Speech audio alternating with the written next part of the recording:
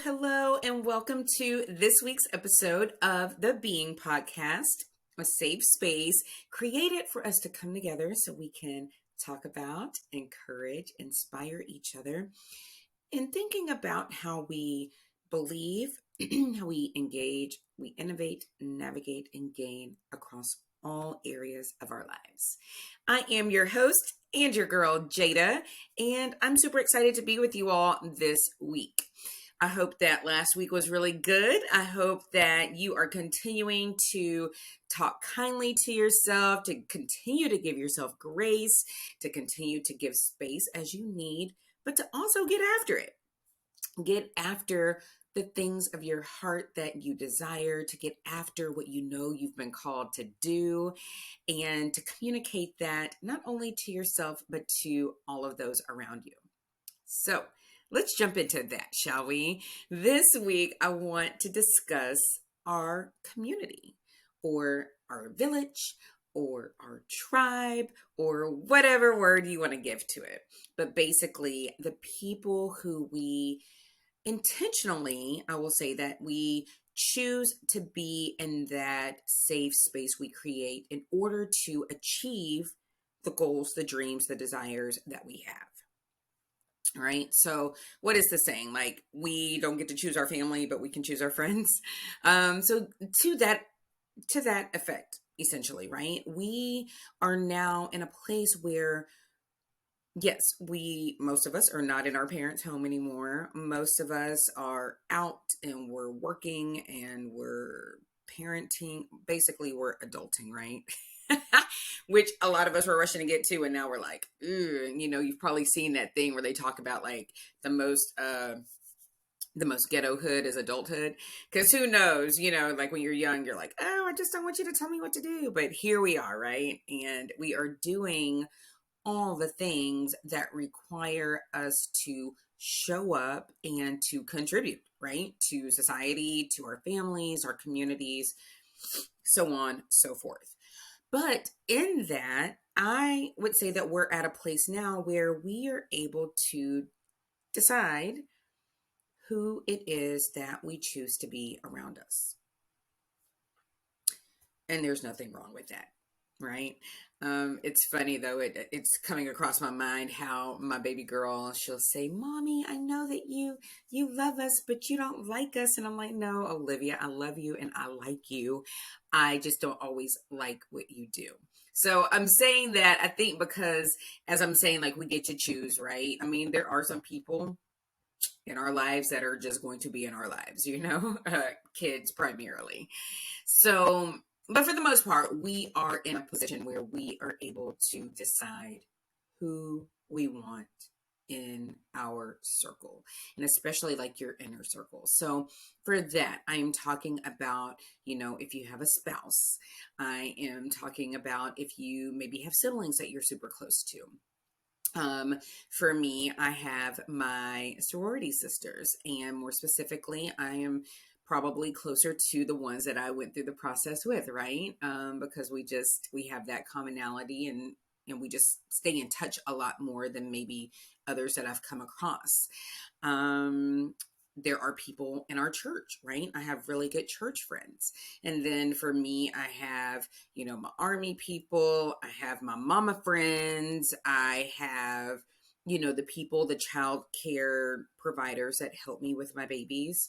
I also, and I'll get into this in a little bit, I have my own coaches that are in my circle that help me to continue to strive and push and learn and grow. So, what is the so what, Jada? You're saying all of this, okay, great, you're popular. Nope, that is not the point of that story. So I hope that is not what you took away from that. The point is, for many of us, we just have a lot of different circles, right? So you're going to have acquaintances. You're going to have people that you know just by the nature of whatever it is, work, your kids' events, your spouse, whatever they're into and you have to show up for. But what I am talking about is your village. Like, who are the ones that are around you that helps to encourage you, to motivate you, to inspire you, to let you cry or curse or vent or whatever it is. Those people, that's what I am talking about in this episode this week. So let's get into it, shall we? So, I live in Alabama, and I got here through way of Uncle Sam. Thanks. I often say that Uncle Sam gave me my husband and my babies. I think I've talked about that before, but just really quick, my husband and I both met in the Army Reserve, and then just through issues on my side, we ended up having to do IVF. But now we have 3 littles, and they're amazing, right? So Uncle Sam gave me that. Thank you. But it did land my butt in Alabama, because if you know anything about me, I was born in Oklahoma, raised in Texas. So I'm not really close to home.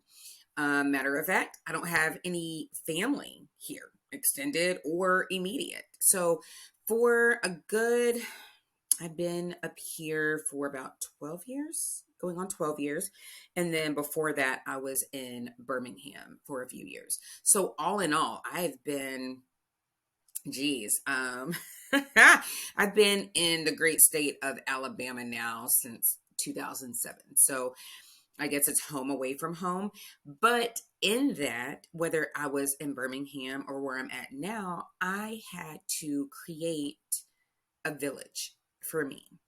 You know, when I was in Birmingham, sorry if you're looking at me, I gotta just keep this moving, so excuse whatever's flying in my eyes. Improvise, adapt, overcome. Just a little side nugget for you. But when I was in Birmingham and I first got there, I was like, cool, I'm not going to get married. There was nobody out there that was interesting to me. I said, okay, I'll have degrees in dogs. And at the time I had 2 dogs. My position, I felt like my job came first. I was also still working on my MBA at the time. So my focus was clearly on accomplishing things, right? Nothing wrong with that. But even during that, because I was away from my parents, I was away from my brother, I was away from friends from college and high school and so on and so forth, I had to figure out a village for myself in Birmingham. And yeah, that primarily happened because, you know, the military. And so I had people who I hung out with. I had people that helped take care of me during that time. Matter of fact, in 2008, I believe it was, I started having medical issues, and to the point where one day my friend from work had to come and pick me up and take me to the hospital, and I ended up having to be admitted and get a blood transfusion. Thank you, fibroids. Um, because I had established that relationship, it was easy for me to call and for her to take me and to stay with me and then to go and check on my dogs. Because again, it was just me. But that's just one piece of it, right? Like finding your people that you trust, not only with yourself, but with your things, you know, not only with like that type stuff, but even with your emotions. And I think as women, that's even harder, right? Because if you're like me, and maybe you're not, but I tend to get close to those that I have a bond with, and I want to share with them. I want them to share with me. And if something makes that relationship stop for whatever reason, I take it very personally. I take it very hard. So in that, I've had to even become more mindful. And as my husband would say, like tighten the shot group of those that were super, super close to me, right? Because again, people can only do what you allow them to do to you. So I've had to sharpen that skill a little bit, but I had that core group of people that I could trust. I had leaders that I worked for that, you know, stepped in and bridged the gap when my parents couldn't get to me, right? So that was that situation. And then I met my now husband. I get up here, and again, I had to reestablish, you know, relationships and friendships and that sort of thing. And during that time, like we had gotten engaged, he went and deployed. I was up here in a new city by myself trying to figure it out. But I was able to lean on, again, people at work as well as my sorority. And so I got involved with that, one, because it it's an honor to be able to serve, but also because there was a connection there, right? And if you know, you know. I'll leave it there. And I have great friends from that interaction. And then I have people at work that I worked with. And I remember at the time, I'm like, hey, I will hang out with y'all. We can go shopping. We can do all the daytime activities, but I'm now off the market, so I can't do nighttime activities. And so that was a boundary for me. So I wouldn't go to the club or go out or any of that, but I still had a sense of community for me, right? I had people that I could call and talk to and lean on and hang out with. Because if you know, I'm very extrovert and I like to spend time around people. I like pouring into people. All of that. So I started establishing those friendships and they remain to the day, even though my life has changed, right? So, what is the other point in that before I get into where I'm at now? The point is we evolve. Jada, as my husband would say, Jada at 20 is not going to be Jada at 30, right? And we have to keep up with that, not only for ourselves, but for the people that are in our lives. So moving forward, get married and we're doing all the adulting and, had his mom with us for a little bit. And so the nature of everything just kind of changed a little bit. And plus I want it to be more around, married women that are, now kind of in my same situation, just because I wanted to learn from them. And it worked out. And so I still have a lot of good married friends up here. And, then we started having kids and we're having kids around the same age. And now even the dynamic of that friendship, right? Because we're like, oh, we're newly married. We're learning how to do this. Okay, now we're moms. And so now we're doing this. And so that community, even though it changed a little, those core people were still in my life. We were still there and supporting each other. And that is what I'm trying to get across to you today, that you building your village, you building that network of people who help you to achieve goals, that hold you accountable, right? Like I have a really good friend now, and every day we're like, how much water have you drank? How many steps do you have? What's on your agenda? And then throughout the day, how is that working? Are you getting things off of your list? How are you feeling? Like I have those people that make sure to hold me to that standard and make sure that I keep pushing forward. And not because I can't be self-motivated, but sometimes I'm not. Is sometimes I too need a kick in the butt. And I love that I have, those people that help me to do that. So now my life for me in my community, it is, my mommy friends. It is my women who have been married for a while, because you live and you learn, and then you're trying to relearn, and you're trying to make sure to grow, to not only evolve within myself and recognize that and communicate that with myself and with my husband, but also to know that he too is evolving, and how do we make that work for each other and for our family. So I have my wifey friends, my mama friends, I have my accountability, and then like my rock, or one of the major rocks in my life, is my brother.